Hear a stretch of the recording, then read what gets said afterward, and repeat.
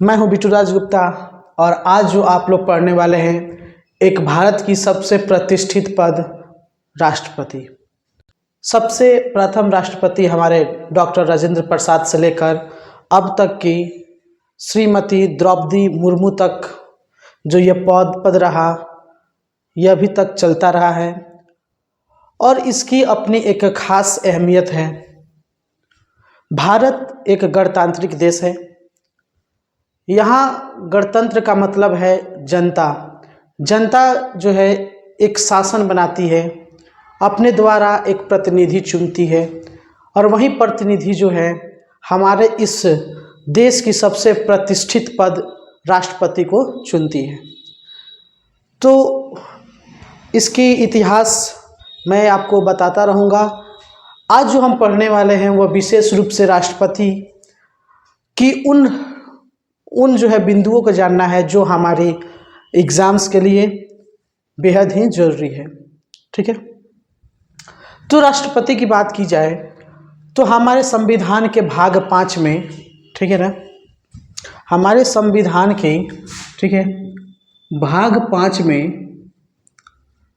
ठीक है, अनुच्छेद की बात की जाए तो अनुच्छेद 52 से लेकर 78 तक, ठीक है ना, अनुच्छेद 52 से लेकर 78 तक संघ में कार्यपालिका का उल्लेख किया गया है। ठीक है ना, हमारे संविधान में कार्यपालिका, न्यायपालिका और विधायिका, ठीक है ना, इन तीनों का उल्लेख मिलता है, जिसमें न्यायपालिका न्याय से संबंधित है। कार्यपालिका जो है इसमें कार्यपालिका में हमारे, ठीक है ना, आप समझ लीजिए कि कार्यपालिका का उल्लेख जो है, कार्यपालिका का उल्लेख हमारे संविधान में 52 से अनुच्छेद 78 तक यहाँ पे इसका उल्लेख किया गया है। तो कार्यपालिका में कौन कौन आते हैं? कार्यपालिका में राष्ट्रपति, ठीक है, उपराष्ट्रपति, इसके बाद प्रधानमंत्री, इसके बाद महान्यायवादी, ठीक है ना। तो यहाँ पे, ठीक है ना, 4 हो गया और एक यहाँ पे एक और जुड़ेगा, ठीक है ना। संसद का जो मंत्रिमंडल होता है, संसद का जो मंत्रिमंडल होता है, ठीक है ना, ये पांच मिलकर हमारे देश की जो कार्यपालिका है, संघ की कार्यपालिका, उसको ये बताते हैं। राज्य की कार्यपालिका के जहाँ राज्य की कार्यपालिका की बात आएगी वहाँ पे, ठीक है ना, राज्यपाल, उपराज्यपाल, मुख्यमंत्री और राज्य के भी महान्यायवादी होते हैं, ठीक है ना, उनका, और राज्य की विधानसभा का जो मंत्रिमंडल होता है, उन सबों से मिलकर जो है राज्य की, ठीक है, कार्यपालिका बनती है। और ये जो है ये संघ की कार्यपालिका है, केंद्र सरकार की कार्यपालिका है, ये भारत देश की कार्यपालिका है। ठीक है, राष्ट्रपति जो होते हैं, राष्ट्रपति, हम यहाँ बात करेंगे राष्ट्रपति के बारे में। राष्ट्रपति जो होते हैं यह हमारे देश के प्रथम नागरिक होते हैं। क्या होते हैं? प्रथम नागरिक। मतलब जो है हमारे देश की ये 1.25 अरब जनसंख्या में प्रथम नागरिक का जो प्रतिष्ठित पद होता है वह हमारे देश के राष्ट्रपति को है। ठीक है ना। इसके साथ ही साथ ये राष्ट्र के प्रमुख होते हैं। ठीक है ना, राष्ट्र के प्रमुख, जैसे गांव का मुखिया होता है, जो गांव के मुखिया की हर बातें होती हैं, वैसे ही देश की मुखिया हमारे राष्ट्रपति होते हैं। ठीक है ना, प्रथम व्यक्ति भी और मुखिया भी होते हैं। इसके साथ ही साथ, ठीक है, ये जो राष्ट्रपति पद है, राष्ट्रपति पद यह राष्ट्र की एकता, अखंडता का प्रतीक भी होता है। राष्ट्र की एकता और अखंडता का प्रतीक होता है हमारा राष्ट्रपति का पद। ठीक है, ये जो है आप जान गए। आपको ये भी जान लेना जरूरी है, आज की जो वर्तमान, ठीक है ना, वर्तमान राष्ट्रपति हैं, ठीक है, अगर वर्तमान राष्ट्रपति की बात की जाए तो 15वीं वर्तमान राष्ट्रपति हैं। ठीक है ना, 15वीं वर्तमान राष्ट्रपति जो है हमारी श्रीमती द्रौपदी, ठीक है ना, मुर्मू है। ठीक है ना, वर्तमान में राष्ट्रपति हमारी द्रौपदी मुर्मू हैं, इसके पूर्व रामनाथ कोविंद थे। ठीक है, तो यहाँ तक आपको ये जानकारी हो गई। अब हम चलते हैं कि हमारे राष्ट्रपति का निर्वाचन कैसे होता है। ठीक है, राष्ट्रपति का निर्वाचन कैसे होता है। सबसे जो है अहम चीज़ आपको जान लेनी है निर्वाचन प्रक्रिया। राष्ट्रपति के बारे में सब जान जाते हैं, लेकिन निर्वाचन कैसे होता है इन चीज़ों पे आके बहुत सारे बच्चे जो है गलत कर बैठते हैं। ठीक, चूँकि इनका जो निर्वाचन प्रक्रिया है वह जो है एकल संक्रमणीय व्यवस्था होता है। ठीक है ना, अब ये बात ही आपको नहीं समझ में आ रहा होगा कि एकल संक्रमणीय व्यवस्था क्या होता है। ठीक है, चलिए इसको समझते हैं डिटेल में। इनकी जो मतदान होती है, पहली चीज़ एकल संक्रमणीय व्यवस्था से होती है, दूसरी जो होती है गुप्त मतदान होती है। ठीक है ना, अब मतदान किस प्रकार से होती है, कौन कौन लोग भाग लेते हैं, तो देखिए इनका जो चुनाव प्रत्यक्ष हमारे द्वारा नहीं चुना जाता है। ठीक है ना, हमारे द्वारा प्रत्यक्ष रूप से नहीं चुना जाता है। हम जो है जिन जिन प्रतिनिधियों को चुनकर जैसे राज्य सरकार में भेजते हैं, केंद्र सरकार में भेजते हैं, वे लोग हमारे लिए वोट करते हैं। ठीक है ना, इसको और थोड़ा डिटेल में समझा जाए तो जैसे कि हम वोट देते हैं लोकसभा चुनाव के लिए, मतलब संसद लोग के लिए, सांसद लोग को चुनते हैं। हम वोट देते हैं राज्य के विधानसभा के लिए, विधायकों के लिए। ठीक है ना, तो ये विधायक और संसद ही हमारी वोट जो है आप मान लो कि ये राष्ट्रपति को देते हैं। तो बात आती है कि ये कैसे देते हैं। ठीक है ना, या ऐसे होता है कि मान लो कि हमारे विधायक जी चुन के गए 243 बिहार से। ठीक है, 243 का 243 जाकर अगर द्रौपदी मुर्मू को दे दिए तो क्या 243 उनका वोट हुआ? जी ऐसा बिल्कुल नहीं होता है। ठीक है, देखिए कैसे होता है, बता रहा हूँ। ठीक है, तो होता क्या है, इसमें भाग लेने वाले हमारे होते हैं संसद और हमारे होते हैं विधायक। ठीक है, तो एक विधायक वोट करेगा तो कैसे इनकी वोट की गिनती होती है। ठीक है ना, अगर हम एक विधायक की वोट की बात करें तो हमारा जो एक विधायक होगा, एक विधायक अगर वोट देने जाते हैं, ठीक है, तो वो कैसे वोट देंगे। ठीक है, तो इनका वोट का जो होता है, जो इनकी जैसे कि हम वोट देते हैं फलाने को, बोलते हैं कि वह उनको 1 लाख वोट मिला था। ठीक है, दूसरा जो प्रतिनिधि था उसको 80,000 वोट मिला था। ठीक है ना, 1 लाख वाला जीत गया। तो क्या अगर वो वोट देगा तो उसकी गिनती 1 लाख के बराबर होगी? जी ऐसा बिल्कुल नहीं होता है। कोई अगर विधायक वोट देता है, अगर वह 1 लाख वोट से ही उसको मिला था, अगर वो राष्ट्रपति की वोट देता है तो क्या राष्ट्रपति को 1 लाख वोट जाएगा? ऐसा नहीं होता है। देखिए क्या होता है, चूंकि सबको वोट एक समान नहीं मिलता। ठीक है, हर एक राज्य के यहाँ पे विधायक, हर एक राज्य से जीते हुए सांसद वोट देने जाते हैं, तो उनके वोटों में असमानता होती है। असमानता कहने का मतलब कैसे, कहीं कहीं पे विधायक जो है 45,000 50,000 वोट पे जीत जाते हैं, कहीं कहीं के विधायक जो होते हैं उनको 1.5 लाख 2 लाख 2.5 लाख तक की वोट मिलती है। अब ऐसे में बात आ गई, अगर इनकी वोट की गिनती इनको मिले हुए कुछ वोट से अगर माना जाए तो कभी कभी आपको ऐसा भी होगा कि कोई विधायक जो 2.5 लाख 3 लाख वोट लेकर वो जीता हुआ है तो उसके अंदर 2-3 विधायक भी आ जाएंगे। कहीं कहीं ऐसी होती है जहाँ पे ज़्यादा से ज़्यादा लोग विधायक के चुनाव लड़ते हैं, वोट का बंटवारा हो जाता है। तो ऐसे में होगा क्या कि मानते हैं 2-3 विधायक का वोट मिल के ही 2.5 लाख हो जाएगा। तो ऐसी स्थिति में अगर एक विधायक देता है जो 3 लाख वाला हो गया, तो उसके अंदर तो 3 से 4 विधायक आ जाएंगे। तो ऐसे में क्या होगा, वोट की असमानता आएगी। तो इसके लिए किया क्या गया है संविधान में कि एक विधायक की वोट की गिनती कैसे होगी। ठीक है ना, वो विधायक कितना वोट लेके आया है इससे कोई मतलब नहीं है। इसको नए सिरे से उसको वोट का एक जो है मत दिया जाता है। ठीक है ना, एक संख्या मिलता है। कैसे मिलता है, एक विधायक जिस राज्य से जीत कर आया है उस राज्य की कुल जनसंख्या, ठीक है ना, उस राज्य की कुल जनसंख्या, मान लेते हैं हमारे बिहार राज्य की, ठीक है ना, जनसंख्या 11 करोड़ से एबव है। ठीक है ना, तो हमारी राज्य की कुल जनसंख्या कितनी है, 11 करोड़। ठीक है, तो हम ऐसे करेंगे कि 11 करोड़ जनसंख्या की जो कुल जनसंख्या है, ठीक है ना, उस जनसंख्या को भाग कर देंगे कि विधानसभा में कितने निर्वाचित होकर आए हैं, ठीक है ना, विधानसभा में निर्वाचित सदस्य।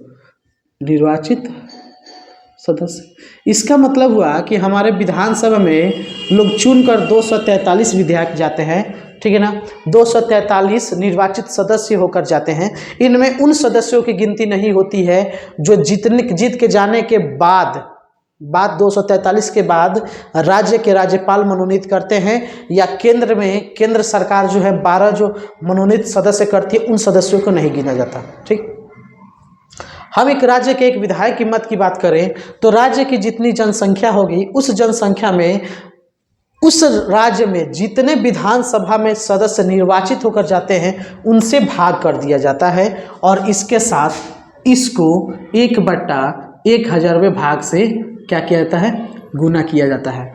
तब जो मत आता है वह मत एक विधायक की होती है, ठीक है ना। तो उसमें जो है सभी 243 विधायकों को बराबर वोट हो जाता है, ठीक है। मेरे कहने का मतलब है अगर 11 करोड़ है, 11 विधायक चुन के जाए तो एक जो है उसको 1 करोड़ के बराबर होगा, ठीक है ना। और 1 करोड़ है तो 1 करोड़ में से आप 3 जीरो घटा लो, जितना आएगा उतनी वोट उसको मिली है। तो ये बराबर वोट जो है बनाने के लिए ऐसी विधि को अपनाया गया है ताकि असमानता ना आए। ठीक, 1 विधायक दे 2 विधायक दे मतलब 2 वोट गया, ठीक है ना, उतनी के बराबर की वोट गई, बराबर की वोट गई, ऐसी व्यवस्था की गई है। ठीक, वैसे ही संसद भी जाते हैं, ठीक है ना, संसद भी वोट करने जाते हैं, होता है ना।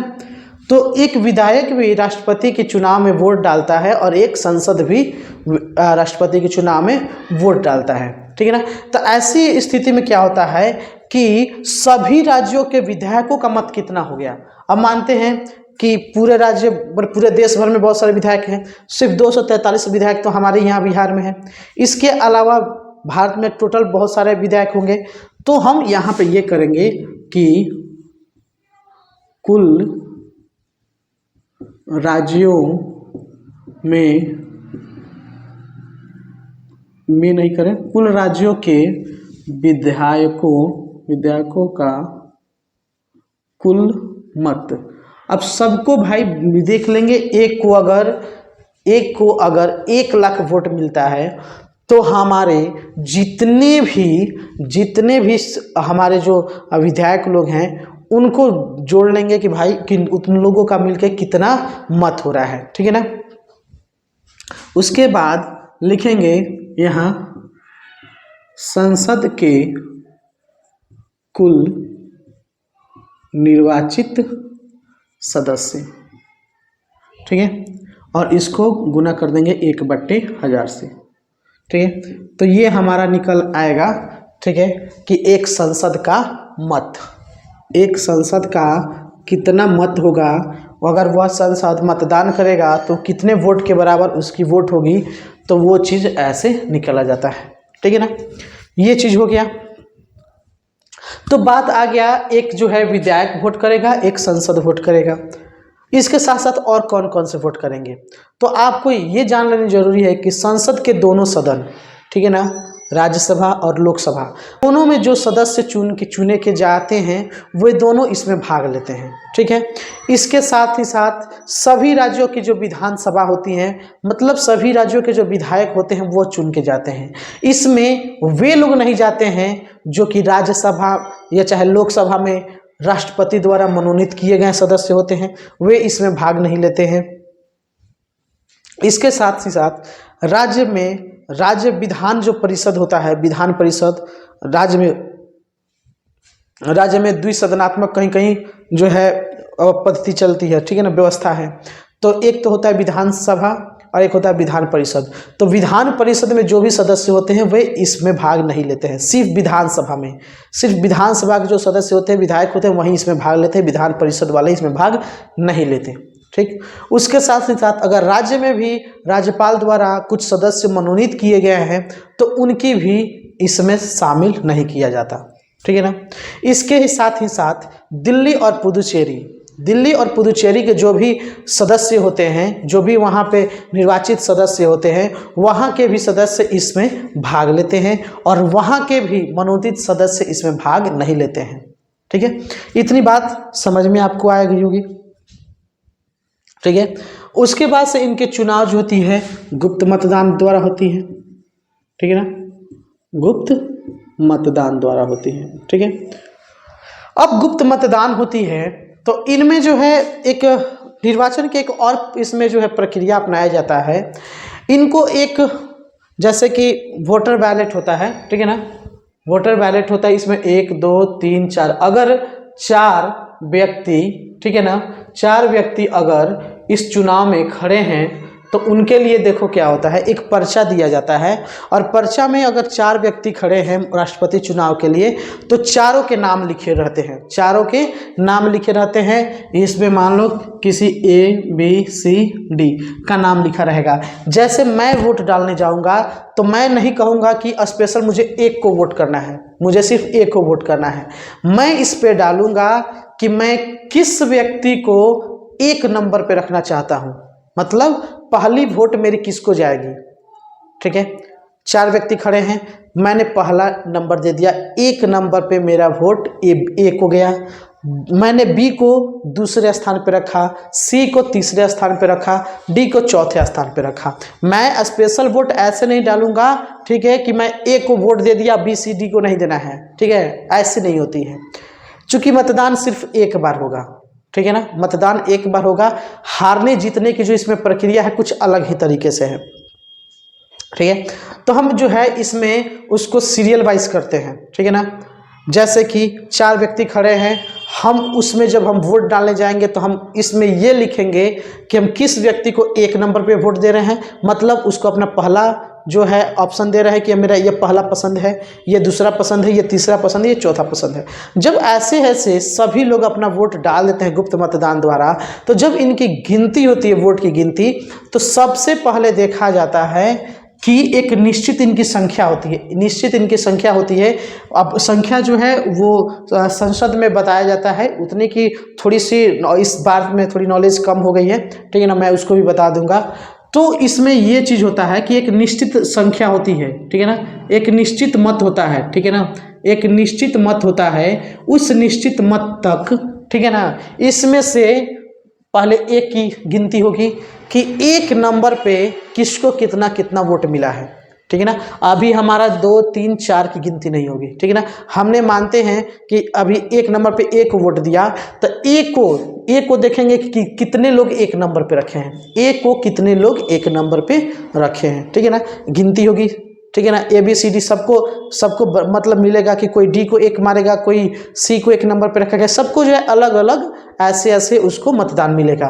तो अगर उस निश्चित मत से अगर किसी को 1 नंबर पे जो रखा गया है उसकी मत पार हो जाती है, तो ऐसी स्थिति में उसको राष्ट्रपति निर्वाचित कर लिया जाता है। ठीक है, और अगर ऐसा नहीं होता है तो जब देखते हैं कि निश्चित मत के बराबर किसी ने भी ए को 1 नंबर पे रखा है और किसी का जो है निश्चित मत नहीं पूरा हुआ, तो ऐसी स्थिति में 1 को हटा के अब देखा जाता है कि दूसरे नंबर पे बी को रखा गया है, दूसरे नंबर पे सी को रखा गया है, दूसरे नंबर पे डी को रखा गया है, दूसरे नंबर पे ए को रखा गया है। तो दूसरी जो उसकी ऑप्शन थी ये उस मत को पार करती है कि नहीं। ठीक है, तो ये ऐसा तब तक होता है जब तक कि ये निर्धारित मत वाली जो सिस्टम है ये इसको पार ना कर जाए और राष्ट्रपति की चुनाव पूरी ना हो जाए। ठीक,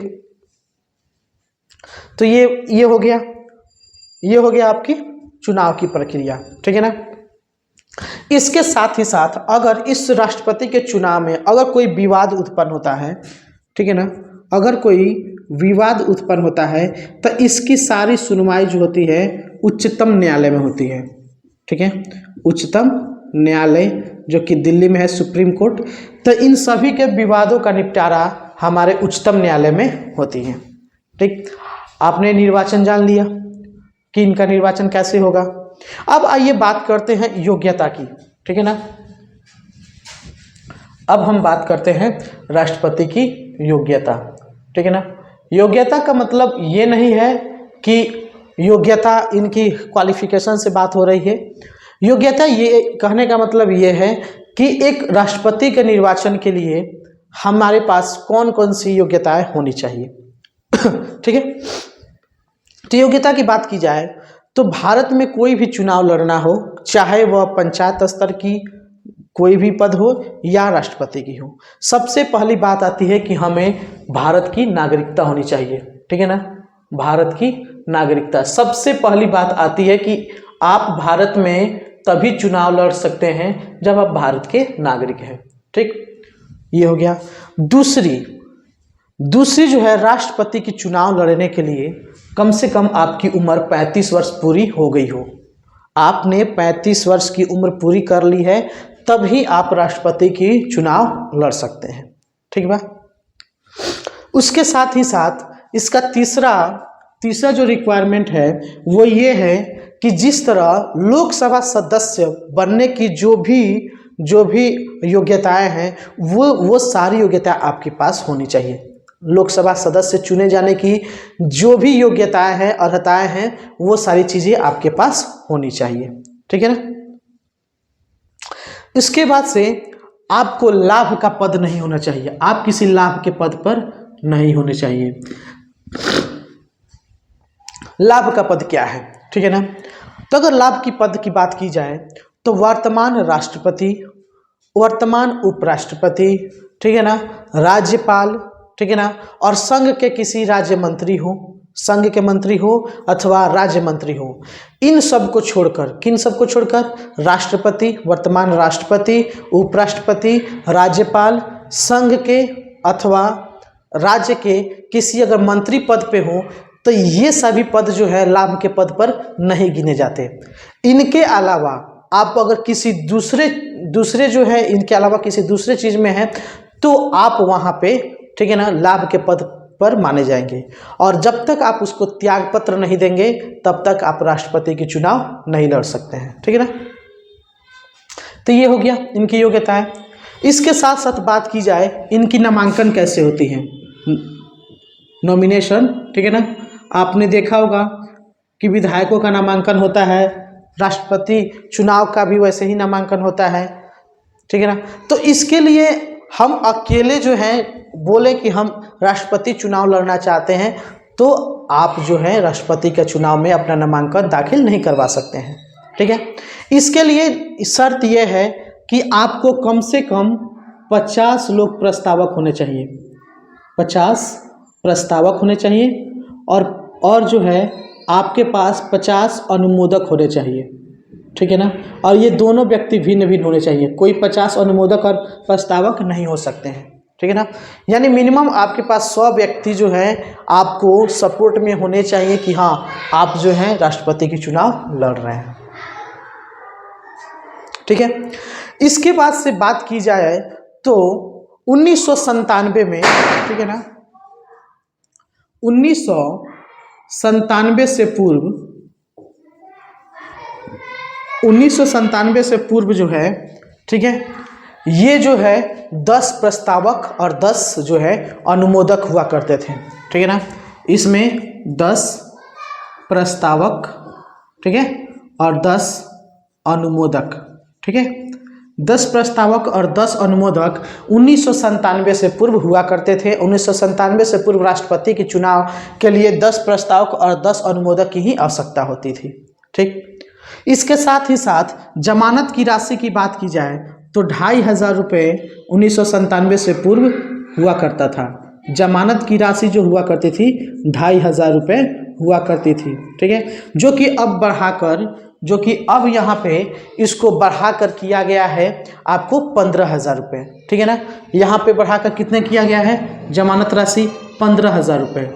ठीक है ना, 15,000 रुपया। ठीक है ना। ये ऐसा इसलिए किया गया है कि हर ऐरा गैरा लोग जो है राष्ट्रपति के चुनाव में नामांकन दाखिल नहीं करवाए और ऐसी असुविधा से बचा जाए। ठीक है। जो गंभीरता से ये पद है, जो पद इतना गौरवशाली है, ठीक है ना, इसको गंभीरता के साथ लड़ा जाए, इसको गंभीरता के साथ चुनाव प्रक्रिया को पूर्ण किया जाए। तो इसके लिए जो है इनको जमानत की राशि 2500 से 15,000 कर दी गई। अनुमोदक और प्रस्तावक 10-10 से इसको 50-50 की संख्या में कर दी गई। ठीक, यहाँ तक नामांकन होने के बाद, ठीक है ना, निर्वाचन प्रक्रिया पूर्ण होने के बाद बात आती है शपथ की। ठीक, अब इसके बाद से बात आती है कि शपथ कैसे होता है।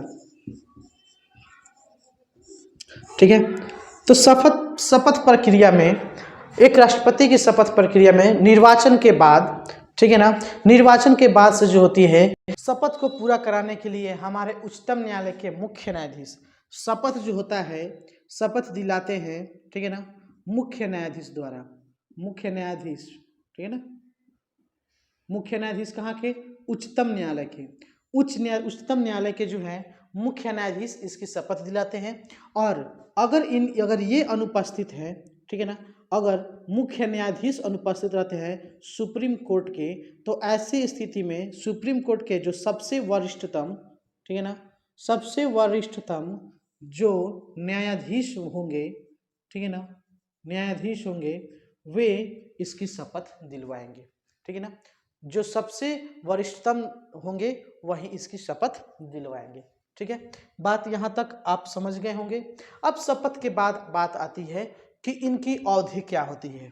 ठीक है ना, अब इनकी अवधि का तात्पर्य यह है कि राष्ट्रपति पद कितने वर्षों के लिए किसी एक विशेष राष्ट्रपति के लिए होती है।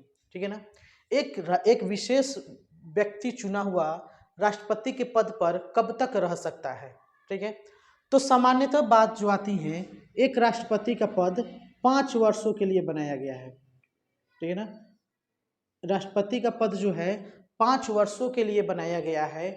और ये आवश्यकता नहीं है कि यह 5 वर्ष तक ही पूरी बने रहेंगे। ठीक है ना, पूरी के पूरी 5 वर्षों तक ही ये बने रहेंगे, ये आवश्यकता नहीं है। ठीक है ना, ये अपने पद पर कभी भी अपने पद से त्याग पत्र दे सकते हैं। ठीक है ना, त्याग पत्र दे सकते हैं किसको? उपराष्ट्रपति को। ठीक है ना, ये उपराष्ट्रपति को कभी भी अपने पद से त्याग पत्र सौंप कर इस पद को रिक्त कर सकते हैं। और रिक्त होने के उपरांत इस पद पर उपराष्ट्रपति राष्ट्रपति का कार्यभार संभालते हैं जब तक कि राष्ट्रपति का चुनाव फिर से दोबारा नहीं हो जाता। ठीक है ना, इसके साथ ही साथ, ठीक है ना, राष्ट्रपति जो है अगर, ठीक है ना, त्यागपत्र नहीं देते हैं, अपने पद पर बने रहते हैं, और ऐसी कोई बात आ जाती है, ऐसी कोई समस्या उत्पन्न हो जाती है जिससे ये लगे कि अब जो है राष्ट्रपति जो अभी चुने गए हैं वह उस लायक नहीं है, तो इन पर महाभियोग लगाया जाता है। ठीक है ना, महाभियोग एक प्रक्रिया होती है, मैं आपको इसका एक स्पेशल वीडियो बनाऊंगा, ठीक है ना, उस पर बताऊंगा। तो महाभियोग द्वारा, ठीक है ना, राष्ट्रपति को उनके पद से हटाया जाता है। ठीक है ना, राष्ट्रपति को महाभियोग द्वारा इनको हटाया जा सकता है। इसके अलावा जो है इनको किसी दूसरे विधि द्वारा नहीं हटाया जा सकता। ठीक, अब बात आती है कि भारत में राष्ट्रपति, ठीक है, भारत में राष्ट्रपति अगर एक बार कोई चुना जाए तो वह कितने और बार, ठीक है ना, और बार की मतलब है वह कितनी बार चाहे तो राष्ट्रपति बन सकता है। तो भारत में राष्ट्रपति बनने के लिए कोई निश्चित ये सीमा तय नहीं की गई है कि आप 1 बार, 2 बार, 4 बार बन सकते हैं। ठीक है ना, इसकी कोई निश्चित सीमा नहीं है कि आप कितनी बार राष्ट्रपति बन सकते हैं। जब तक आपकी लोकप्रियता है, जब तक आप उसके लायक हैं, आपकी उसकी योग्यता है, आप उसकी अर्हता को पूर्ण करते हैं, तब तक आप राष्ट्रपति बन सकते हैं। लेकिन बात आती है जब अमेरिका की, ठीक है ना, जब बात आती है तो अमेरिका की, तो अमेरिका में सिर्फ 2 बार, ठीक है ना, सिर्फ 2 बार जो है कोई भी व्यक्ति राष्ट्रपति बन सकता है। अमेरिका की बात आ रही है तो अमेरिका सिर्फ 2 बार ही किसी व्यक्ति को राष्ट्रपति बनने की अनुमति देता है, अमेरिका की संविधान। लेकिन भारतीय संविधान में ऐसा कहीं नहीं लिखा गया कि आप जो हैं 2 बार, 3 बार ही बन सकते हैं। ठीक है ना, आप जब तक उसकी मतलब आप उसकी अर्हता रखते हैं, आप उसके नियम, उसकी शर्तों को पालन कर रहे हैं, आपकी लोकप्रियता बनी हुई है, तब तक आप उसमें रह सकते हैं। ठीक है ना। फिर इसके बाद से आती है पद की शर्त। ठीक है ना। राष्ट्रपति पद के लिए कौन कौन सी शर्तें हैं। ठीक है। शर्तें का मतलब सिर्फ ये नहीं हुआ कि आप इस पद पर जाने के लिए क्या क्या करेंगे। शर्तें ये भी है कि अगर आपकी नौकरी लगती है तो आपको क्या सुविधाएं दी जाएंगी, क्या चीज़ नहीं दी जाएंगी, आप क्या अलग से मांग कर सकते हैं अथवा नहीं कर सकते हैं। ठीक है। आपकी सीमाएं क्या हैं। ठीक है। तो इस पद को प्राप्त करने के उपरांत आपकी शर्त क्या होगी। ठीक है ना। शर्त ये होगी कि अगर आप राष्ट्रपति बनने वाले हैं, राष्ट्रपति बन रहे हैं, आपकी चुनाव हो गई है, अगर आप राष्ट्रपति बन चुके हैं, तो अगर बनने से पूर्व आप किसी सदन या राज्य विधायिका के सदस्य हैं। ठीक है ना। अगर आप किसी सदन, उच्च सदन, निम्न सदन, ठीक है, या राज्य विधायिका, राज्य विधायिका का मतलब हुआ अगर आप किसी भी राज्य का कोई राज्य मंत्री हो, कोई भी पद पे अगर हो, चाहे वह केंद्र सरकार की हो या राज्य सरकार की हो, तो आप इसके सदस्य नहीं हो सकते हैं। आपको त्याग पत्र देकर, ठीक है ना, आपको त्याग पत्र देना होगा। ठीक है ना। और तब जाके आप इस पद पे हो सकते हैं। ठीक। दूसरी चीज है, आप लाभ के पद पर पूर्व से नहीं हो। पूर्व से लाभ के पद पर नहीं हो मतलब आप वर्तमान राष्ट्रपति हो, आप वर्तमान उपराष्ट्रपति हो, आप वर्तमान क्या बोलते हैं राज्यपाल हो, आप वर्तमान में संघ के कोई मंत्री हो, आप वर्तमान में राज्य के कोई मंत्री हो, तो ये सब आप हो तो आपको ये लाभ के पद नहीं गिने जाएंगे। लेकिन इसके अलावा अगर आप किसी दूसरे पद पे हैं तो उस पद को त्यागना होगा, तब जाके आप जो है इस पद को ग्रहण कर सकते हैं। ठीक है ना। तो ये हो गया कि आप जो है लाभ के पद से त्याग पत्र देकर ही वापस आए। ठीक है ना। तो लाभ के पद पर नहीं हो। इसके बाद से आता है कि आपको क्या सुविधाएं दी जाएंगी। चलिए मैं इसको सुविधा के मामले में इसको एक अलग ही टॉपिक बना दे रहा हूँ, सुविधाएं। ठीक है ना। आपको क्या क्या सुविधाएं दी जाएंगी। अब ये नहीं कि भाई मैं जो हूँ देश का राष्ट्रपति हो गया, ठीक है ना, मैं देश का राष्ट्रपति हो गया तो ये पूरा इंडिया जो है मेरा खजाना है, मैं इसको जो चाहूँ जैसे चाहूँ वैसे यूज करूँ। ठीक है ना। ये बात बिल्कुल नहीं है। ठीक है ना। आप जो चाहे वो नहीं कर सकते हैं। इस पद की एक सीमाएं हैं, आप उसी के अंदर रहकर अपनी सारी क्रियाएं जो है कर सकते हैं, अपने सारी कर्तव्यों का निर्वहन कर सकते हैं। ठीक। क्या क्या है तो भारतीय संविधान में एक राष्ट्रपति को बिना किराया चुकाए हुए आपको राष्ट्रपति भवन मिलता है। ठीक है ना। आपको राष्ट्रपति भवन आवंटित किया जाता है। बात समझे। राष्ट्रपति भवन मतलब ये हुआ कि आपका कार्यालय, आपका आवास, दोनों ही आपका राष्ट्रपति भवन ही रहेगा। आप जो है आप अपने पॉकेट से व्यक्तिगत रूप से उसका किराया चुकाने की आपको आवश्यकता नहीं है। वह राष्ट्रपति पद की गरिमा में ही वह छिपी हुई है। वह सरकार जो है, भारत सरकार जो है, उसकी सारी देखरेख, सारी बकाया चुकता करेंगी। आपको उसकी चुकाने की कोई आवश्यकता नहीं है। मतलब जो है राष्ट्रपति भवन आपको बिना किराया चुकाए हुए आवंटित की जाएगी। मतलब आपको वहीं पे रहना है। ठीक है। संसद द्वारा जो भी वेतन बनाए गए हैं, ठीक है, जो भी निर्धारित वेतन दिया गया है, जो भी उसका निर्धारित भत्ता है, जो भी उसका विशेषाधिकार है, वे सारी चीज़ें आपको जो है संसद के जो कानून बनाए गए हैं उसके अनुसार आपको मतलब ये सारी मिलेगी। ठीक है ना।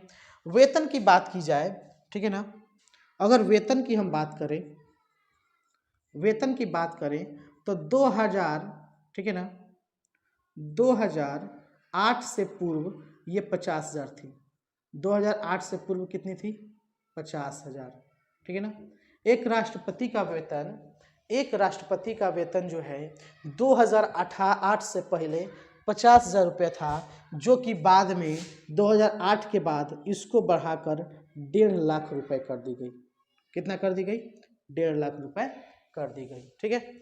2008 से पूर्व वेतन के मामले में राष्ट्रपति का वेतन 2008 से पहले 50,000 हुआ करता था, अब जो है यह 1.5 लाख रुपए हो गई है।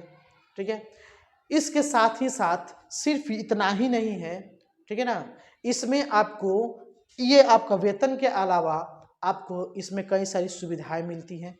ठीक है, जैसे महंगाई भत्ता हुआ, ठीक है ना, आने जाने का खर्च हुआ, टीए बोलते हैं, डीए बोलते हैं। ठीक है, आपको इसके साथ ही साथ बिजली बिल, मुफ्त बिजली, मतलब बिजली बिल जो होती है आपको वो सरकार के द्वारा उसको चुकाया जाता है। फ़ोन बिल वो भी आपको सरकार के द्वारा चुकाया जाता है। इसमें चिकित्सा भत्ता आता है, ठीक है ना, मेडिकल अलाउंस, ठीक है, वह सामान्यतः हर जो होते हैं नौकरी में मेडिकल अलाउंस मिलता है, किसी को 1000 मिलेगा, किसी को 2000 मिलेगा, किसी को जैसी पद है वो इसके अनुसार मिलते रहती है। तो इसमें मेडिकल अलाउंस भी मिलेगा, मेडिकल सुरक्षा भी मिलेगा, ठीक है ना। इसके साथ ही साथ सचिवालय के जो स्टाफ हैं इनको कुछ स्टाफ मिलते हैं, इनकी अपनी जो है सारी कार्यालयों की कामकाज के लिए। ठीक है, इसके साथ ही साथ, ठीक है, साल का 60,000 रुपये, साल का 60,000 रुपये, ठीक है ना, साल का 60,000 रुपये, ठीक है ना, इनको मिलता है कार्यालय पे खर्च करने के लिए। साल का 60,000 रुपये जो होता है इनको कार्यालय पे खर्च करने के लिए मिलता है। इसके साथ ही साथ अगर पेंशन की बात की जाए, ठीक है ना, अगर एक राष्ट्रपति के पेंशन की बात की जाए तो पेंशन ये जो होता है ये 5वें साल जितने रुपए पे इनका जो मासिक वेतन होगा इनका 5वीं साल खत्म होने पर अंतिम जो वेतन मिलेगा इनको, उस वेतन का आधा मिलता है, उस वेतन का आधा मिलता है। मतलब अगर 1.5 लाख रुपए तक ही चला, अगर मानते हैं उनको अंतिम 1.5 लाख रुपए तक ही चला तो इनको वेतन जो है 75,000 रुपये मिलेंगे, अगर बढ़ा तो उसका आधा मिलेगा। ठीक है, अब बात आती है कि अगर वेतन की बात की जाए तो मुझे लगता है तकरीबन ये 2.25 लाख से 2.5 लाख के बीच में इनकी जो है सभी चीज़ अलाउंसेस वगैरह जोड़कर हमको लगता है कि होता होगा। ठीक है, बात समझे, मतलब मैंने किसी न्यूज़ में पढ़ा था कभी, थोड़ा याद नहीं आ रहा है, तकरीबन जो है 2.5 लाख के प्लस ही जो है एक राष्ट्रपति का वेतन सारे भत्तों को जोड़ने के बाद जाता है। ठीक, तो इतनी प्रतिष्ठित पद है, इसके लिए 2.5 लाख बहुत कम है। हमारे बहुत सारे देश के ऐसे भी राष्ट्रपति हैं जिनकी 3 लाख, 3.5 लाख, 5 लाख, 7 लाख तक की जो है वेतन इनको हो जाती है। ठीक है ना, तो ऐसे ही सभी का अलग अलग होता है, तो इस पे हम लोग को ज़्यादा चर्चा करने की आवश्यकता नहीं है। तो पेंशन की बात आती है तो जितना इनको अंतिम बार वेतन मिलेगा पद से हटने के पहले, उसका आधा जो है इनको पेंशन मिलता है। अब पेंशन की सुविधा की बात जब आ रही है तो पेंशन ये भी होता है कि अगर कोई ठीक है ना अगर कोई स्त्री राष्ट्रपति के पद पे है तो उनके पति को, इनकी मृत्यु के बाद उनके पति को, या अगर कोई पुरुष है तो उनकी पत्नी को, ठीक है ना, ठीक है, इनकी पत्नी को, ठीक है, इनके वेतन का आधा जो पेंशन मिलेगा उसका आधा जो है इनको मिलेगा। मेरे कहने का मतलब, मान लो कि आप 1.5 लाख रुपए अगर इनको मिलता है सैलरी, तो इसका आधा 75,000 रुपये इनको पेंशन मिलेगा। ठीक है, अगर इनकी मृत्यु हो जाती है और इनमें से इनके पति पत्नी अभी जो है जिंदा है तो इसका आधा इनको, ठीक है ना, 37,500 रुपये जो है पेंशन के रूप में प्राप्त होगा जब तक इनकी जीवन है। ठीक है, इसके अलावा कार मिलेगा, और इनकी जितनी भी पेंशन होती है वह टैक्स फ्री होती है, कोई भी इसमें टैक्स वगैरह नहीं लगता। ठीक, तो मुझे लगता है इतना आपको समझ में आया होगा। चलिए अब इससे आगे बढ़ते हैं। चलिए, तो यहाँ तक तो आपको समझ में आ गई होगी। अब हम समझते हैं कुछ आगे की बातें। मैंने अभी कुछ समय पहले बताया था महाभियोग के बारे में, ठीक है ना, ये हो गया महाभियोग। तो हम समझेंगे कि महाभियोग राष्ट्रपति के ऊपर कैसे लागू होता है, कैसे होता है, महाभियोग की प्रक्रिया कैसे चलती है। ठीक है ना, तो हम जरा आप समझेंगे महाभियोग के बारे में। ठीक, तो महाभियोग जो शब्द है यह महाभियोग शब्द राष्ट्रपति को उसके पद से हटाने की एक प्रक्रिया है। राष्ट्रपति को उसके पद से अगर हम चाहें तो तभी हटा सकते हैं जब उस पर महाभियोग की प्रक्रिया लगाई जाए, ठीक है ना। इसको लगाने की भी एक कंडीशन होती है, ठीक है। वह कंडीशन क्या है कि महाभियोग हम एक राष्ट्रपति के ऊपर तभी लगा सकते हैं जब उसने संविधान के का कोई उल्लंघन किया हो, ठीक है। अब उल्लंघन किस प्रकार का हो सकता है, अब ये संविधान के अनुसार होने पर ही पता चलेगा, ठीक है ना। मतलब जो संविधान की नियम कानून बनी हुई है, जो उसकी मर्यादाएं हैं, जो राष्ट्रपति पद की मर्यादाएं हैं, अगर उससे विपरीत अगर कोई कार्य किया जाता है, जो कर्तव्य किया जाता है, ठीक है ना, वो अपनी कर्तव्यों का निर्वहन ढंग से ना करे, तब जाके महाभियोग की प्रक्रिया जो है शुरू की जाती है, ठीक है ना।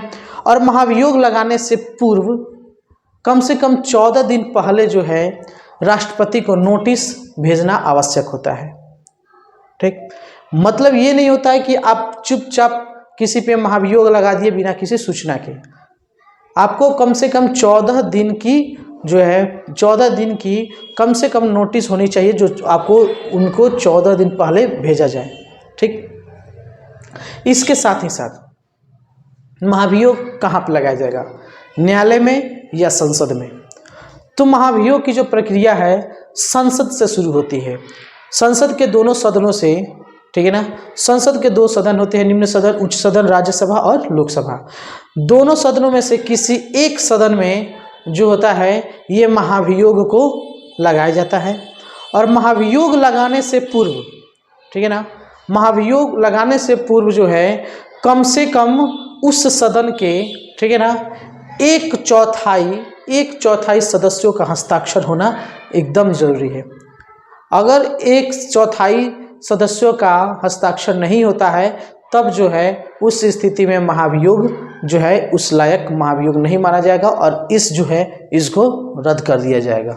तो जो है महाभियोग रद्द होगा जब उस पर 1/4 मतलब कि 1/4 सदस्यों का हस्ताक्षर नहीं होगा। अगर मान लेते हैं कि 1/4 सदस्यों का हस्ताक्षर हो जाता है तो फिर इसके बाद क्या, इसके बाद जो है महाभियोग का प्रस्ताव जो है दोनों सदनों में बारी बारी से रखा जाएगा। पहला निम्न सदन या उच्च सदन में पहले रखा जाएगा।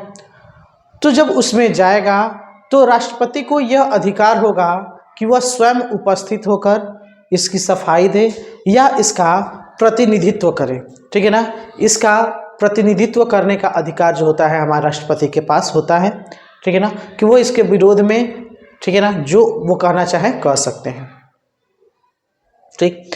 तो इस स्थिति में अगर पहले मानते हैं दोनों सदनों में से अगर किसी एक सदन में यह बहुमत पास नहीं होता है तो भी वह निरस्त हो जाएगा, या अगर उस प्रस्ताव पर, महाभियोग के प्रस्ताव पर अगर 2/3, ठीक है ना, 2/3 बहुमत से अगर यह पास हो जाता है तब जो है यह एक सदन से दूसरे सदन में फिर जाएगा।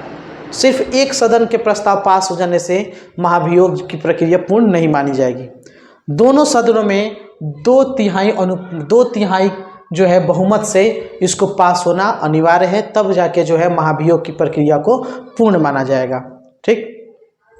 अब बात आती है कि महाभियोग में कौन कौन शामिल हो सकते हैं। तो महाभियोग में वे सभी शामिल हो सकते हैं जो राष्ट्रपति के चुनाव में शामिल हुए थे, ठीक है ना। राष्ट्रपति के चुनाव में जिन जिन की शामिल हुए थे, जो जो भी शामिल हुए थे, वे सभी महाभियोग की प्रक्रिया में भी शामिल हो सकते हैं, ठीक। इसके बाद से जो बात आता है कि दोनों सदनों में अगर 2/3 अनुपात में 2/3 से अगर ये पास हो जाता है तो फिर क्या, ठीक है, फिर क्या। तो फिर जब अगर दोनों से पास होता था, जिस दिन ये दोनों पास हो जाए उस दिन से, ठीक है ना, राष्ट्रपति को अपने पद से हटना होगा। राष्ट्रपति को अपने पद से त्यागपत्र देते हुए हटना होगा। और इसके साथ ही साथ अगर महाभियोग को बात की जाए तो महाभियोग जो है एक अर्ध न्यायिक प्रक्रिया होती है। ये एक अर्ध न्यायिक प्रक्रिया होती है, मतलब ये होता है कि जो चुनाव में भाग लिए हैं वे ही लोग शामिल होकर इन्हें हटा भी सकते हैं, ठीक। बात समझ में आ गई। चलिए अब बात करते हैं इनकी रिक्तता की। रिक्तता का मतलब हुआ कि अगर राष्ट्रपति का पद किन किन परिस्थितियों में रिक्त होगा, और रिक्त होगा तो आगे की क्या जो है प्रक्रिया को अपनाई जाएगी, आगे क्या किया जाएगा। ठीक, तो रिक्त जो राष्ट्रपति का पद जो रिक्त होगा वह कुछ स्थितियों में इस प्रकार होगा कि अगर राष्ट्रपति का उम्र जो है, ठीक है ना, राष्ट्रपति की उम्र की मैं बात कर रहा हूँ, राष्ट्रपति की जो पद अवधि है वह 5 वर्ष से पूर्ण हो जाए, ठीक है ना, या उसके बीच में ही वह अगर त्यागपत्र उपराष्ट्रपति को दे दे, ठीक है, या उन पर महाभियोग के द्वारा उनको हटाया जाए, ठीक, या उनकी मृत्यु हो जाए, ठीक है ना, या ऐसे भी कंडीशन आएगी कि जब वह राष्ट्रपति चुने जाने की अर्हता को ना रखें और चुने जाने के बाद भी निर्वाचन को अवैध घोषित कर दिया जाए, ठीक है ना। तो इन 5 स्थितियों में जो है राष्ट्रपति का पद रिक्त माना जाएगा, और जब पांचों पे जब ये रिक्त माना जाएगा तो इसके लिए फिर से ये है कि चुनाव करवाया जाए, ठीक, फिर से चुनाव करवाया जाए, या बात यहाँ पे ये भी आ जाएगी अगर उसका कोई त्यागपत्र दे देते हैं, ठीक है, 5 वर्ष की अवधि पूर्ण हो जाती है, उनकी मृत्यु हो जाती है, महाभियोग होता है, निर्वाचन होता है, तो जब तक, ठीक है ना, अगर मृत्यु को छोड़ दिया जाए, ठीक है ना, निर्वाचन अवैध को छोड़ दिया जाए, तो 5 वर्ष पूर्ण होने पर और जो है महाभियोग लगने पर वह तब तक अपने पद पर बने रहेंगे जब तक कि कोई दूसरा उनका उत्तराधिकारी ना आ जाए। मतलब ये कि अगर दूसरे राष्ट्रपति चुने जाने तक, ठीक है ना, चुने जाने तक पूर्व में जो राष्ट्रपति होंगे वह अपने पद पर बने रहेंगे, ठीक। और जब ऐसा होता है कि राष्ट्रपति की पदावधि खत्म हो गई है, उनकी मृत्यु हो गई है, उन पर महाभियोग लगाया जा चुका है, वह त्यागपत्र दे चुके हैं, तो निर्वाचन आयोग का यह समय सीमा रखा गया है कि वह 6 वर्ष जो होता है, 6 महीने जो होता है, बिना किसी देरी किए, ठीक है ना, बिना किसी देरी किए 6 महीने के भीतर उस पद को भर लिया जाए, ठीक है ना। 6 महीने के भीतर क्या करेंगे कि इस पद को ये भर लेंगे, ठीक है ना। और जो होती है 6 महीने पर अगर ये पद भरती है, ठीक है ना, तो उस वक्त तक अगर मानते हैं कि राष्ट्रपति नहीं है तो वो राष्ट्रपति के पद पर कैसे बने रहेंगे, जैसे कि मान ली कि उनकी मृत्यु हो जाती है, तो ऐसी स्थिति में जो है उपराष्ट्रपति जो है कार्यवाहक राष्ट्रपति का पदभार ग्रहण करेंगे, जो इस समय है, ठीक है ना। उपराष्ट्रपति जो है वह कार्यवाहक राष्ट्रपति का कार्य करेंगे, ठीक है ना, कार्यवाहक राष्ट्रपति, ठीक है ना। कार्यवाहक राष्ट्रपति का मतलब हुआ राष्ट्रपति की अनुपस्थिति में भी या राष्ट्रपति के बीमार होने पर, ठीक है ना, उपराष्ट्रपति ही राष्ट्रपति का कार्य संभालते हैं, राष्ट्रपति के कार्य का निर्वहन करते हैं, राष्ट्रपति के कर्तव्यों को निभाते हैं और राष्ट्रपति के शक्तियों का भी उपयोग करते हैं, ठीक। तो उसे बुलाया जाता है कार्यवाहक राष्ट्रपति, ठीक है। तो जब कार्यवाहक राष्ट्रपति उपराष्ट्रपति बने रहेंगे तो उपराष्ट्रपति को एक राष्ट्रपति के समान जो भी वेतन है, भत्ता है, सुविधाएं हैं, शक्तियां हैं, वे सभी उपराष्ट्रपति को मिलती रहेगी जब तक कि राष्ट्रपति फिर से अपना पदभार ग्रहण ना कर ले, ठीक है। तो ये बात समझ में आ गई आप लोगों को, ठीक है। तो कार्यवाहक राष्ट्रपति को सभी सुविधाएं मिलती है जब तक कि वह राष्ट्रपति का काम देखता है, ठीक है ना, जब तक दूसरा राष्ट्रपति नहीं आ जाए तो सभी सुविधाएं इसको मिलती रहेंगी, ठीक है। उसके साथ ही साथ हमारे राष्ट्रपति की कई सारी शक्तियां हैं, ठीक है ना, कई सारी शक्तियां हैं। अगर इनकी शक्तियों की बात की जाए, अगर इनकी कर्तव्यों की बात की जाए, ठीक है ना, तो इनके शक्ति और कर्तव्य का एक बहुत ही बड़ा जो है एक चैप्टर बन आएगा अगर हम इसको समझेंगे तो चलिए हम इसको संक्षेप में समझते हैं कि एक राष्ट्रपति की क्या क्या शक्तियाँ होती है। तो पहली शक्ति आती है जिसको हम बोलते हैं कार्यकारी शक्ति, ठीक है ना, कार्यकारी शक्ति। दूसरे को बोलते हैं विधायी शक्ति, ठीक है ना। देखिए कार्यकारी शक्ति का मतलब हुआ कि वह मतलब ये जितने भी आते हैं, मैंने बताया था राष्ट्रपति, उपराष्ट्रपति, प्रधानमंत्री, महान्यायवादी, ये मंत्रिमंडल, तो ये कार्यपालिका में आते हैं। तो इसके अंदर इनका जो भी कर्तव्य होता है वो उसको करते हैं, ठीक है ना। इसके बाद से विधायी मतलब कानून, तीसरा मतलब जो तीसरा है उसको बोलते हैं वित्तीय। इनके पास वित्तीय शक्तियाँ भी होती हैं, इनके पास वित्तीय अधिकार भी होता है। इसके बाद से इनके पास एक न्यायिक अधिकार होता है, ठीक है ना, न्यायिक अधिकार होता है। इनके पास एक सैन्य अधिकार होता है, सैन्य शक्तियाँ होती है, ठीक है ना, 5। उसके बाद से अगर बात की जाए तो इनके पास आपातकालीन, ठीक है ना, आपातकाल से संबंधित शक्तियाँ होती है। और इसके बाद से अगर इनकी बात की जाए तो कूटनीति, ठीक है ना, अगर बात की जाए 7वें नंबर पे तो कूटनीति जो है इनकी शक्तियाँ होती हैं, कूटनीति शक्तियाँ। चलिए इनमें से कुछ संक्षेप में हम जान लेते हैं और बाकी का जो है हम नेक्स्ट क्लास में देंगे, क्योंकि इसका एक बहुत ही विशाल जो होगा एक क्लास हो जाएगा। और दूसरी बात यह है कि अगर मैं इसको बताऊं तो कम से कम 1 घंटे की क्लास चाहिए, तब जाके ये सारी शक्तियों को हम समझ पाएंगे। फिर भी हम इसमें से कुछ शक्तियों को लेते हैं जो छोटी है, जिनको आप यहीं पे समझ सकते हैं, ठीक है। तो बात आती है सैन्य शक्ति की, ठीक है ना। तो सैन्य कर्तव्य और सैन्य शक्तियों की बात की जाए तो राष्ट्रपति जो होता है भारत देश का, राष्ट्रपति भारत देश का सर्वोच्च सैन्य अधिकारी होता है, ठीक है ना। थल सेना, वायुसेना, जल सेना, इन तीनों सेनाओं से ऊपर एक संयुक्त रूप से बनाया गया है, ठीक है ना, चीफ स्टाफ ऑफ डिफेंस, ठीक है ना, सीडीएस बनाया गया है। इससे भी ऊपर हमारे होते हैं राष्ट्रपति, जो कि इन तीनों सेनाओं के प्रमुख होते हैं, ठीक है ना। इनको अधिकार होता है कि जो युद्ध कराए, ठीक है ना, या युद्ध के समाप्ति की घोषणा करें, ठीक है, इनको ये अधिकार होता है। साथ ही साथ यह अधिकार इनका व्यक्तिगत नहीं होता है। जब तक संसद से युद्ध होना या समाप्त होने के जैसे प्रस्ताव को पारित ना किया जाए तब तक ये अपने व्यक्तिगत रूप से नहीं करते हैं। लेकिन युद्ध हो या युद्ध की समाप्ति हो, सभी इन्हीं के नाम पे चलते हैं, ठीक है। दूसरी बात है, ठीक है ना, कूटनीति। कूटनीति की बात की जाए तो कूटनीति जो होता है, जैसे विदेशों में राजदूतों को भेजना, उच्चायुक्तों को नियुक्त करना, ये सारे जो होते हैं कूटनीति इन्हीं के द्वारा होती है। जितनी सारी संधियाँ होगी और किसी किसी देश से संधियाँ होंगी, समझौते होंगी, ठीक है ना, सभी चीज़ें जो होती हैं राष्ट्रपति के नाम पे ही होती हैं, ठीक है ना। आप ये समझ रहे होंगे कि जितने भी राष्ट्रपति होते, राष्ट्रपति के द्वारा कौन कौन सी कार्य होती हैं, कि जितने भी राजदूत हम किसी दूसरे देश में भेजते हैं, उच्चायुक्तों की नियुक्ति करते हैं, ठीक है ना, साथ ही साथ जितने समझौते होते हैं, ठीक है ना, जितनी सारी संधियाँ होती है वो सभी राष्ट्रपति के नाम पे होती है। लेकिन उसका संसद में जो है पास होना आवश्यक होता है, ठीक है, ये बात हो गई। इसके बाद से बात की जाए, ठीक है, आपातकाल की। आपातकाल की तो हमारे देश में 3 प्रकार की आपातकाल होती है, राष्ट्रीय आपातकाल, वित्तीय आपातकाल और राष्ट्रपति शासन, ठीक है ना। तो राष्ट्रपति को इतना अधिकार है कि वह देश के अंदर राष्ट्रपति जो है राष्ट्रीय आपातकाल लगा सके। तो राष्ट्रपति जो है राष्ट्रीय आपातकाल लगाने के लिए, ठीक है ना, राष्ट्रीय